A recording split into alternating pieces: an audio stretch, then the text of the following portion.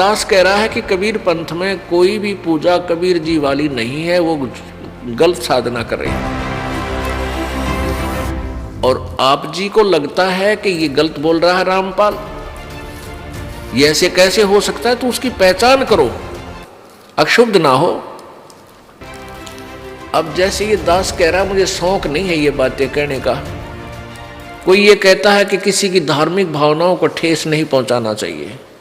पुण्यात्माओं, ये धार्मिक भावनाओं को ठेस नहीं है, लेकिन धार्मिकता का उत्थान है इससे। अब ठेस जैसे बालक है, छोटा सा बच्चा,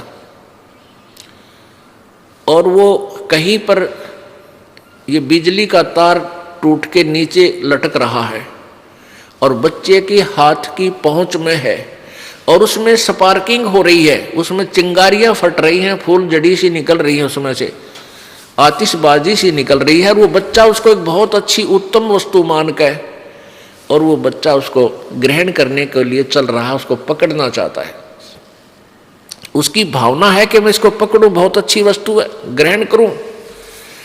और किसी भाई बहन माता पिता जो बुद्धिमान हैं, उन्होंने जब देख लिया कि ये बालक अपनी मृत्यु को आमंत्रित कर रहा है, तो दौड़कर उसको पकड़ लेते हैं, उठा लाते हैं। जिस वस्तु की उसको भावना थी कि मैं इसको ग्रहण करूं, वो उसकी जानलेवा थी। उसकी भावना को ठेस पहुंचाना उसके जीवन की रक्षा थी, वो अवश्य करनी चाहिए थी, और की उन्होंने। ऐसे ही ये दास कर रहा है कि यदि आपकी धार्मिक भावना है और आप भगवान के स्थान पर और काल की पूजा कर रहे हो और उस तार को पकड़ना चाह रहे हो, तो दास आपको आगाह कर रहा है कि जो साधना तुम कर रहे हो ये उचित नहीं है। तो चाहे आपकी फिर धार्मिक भावना को ठेस लगे या ना लगे, वो लगानी आवश्यक है आपकी जीवन रक्षा के लिए। आज का ये शुभ समागम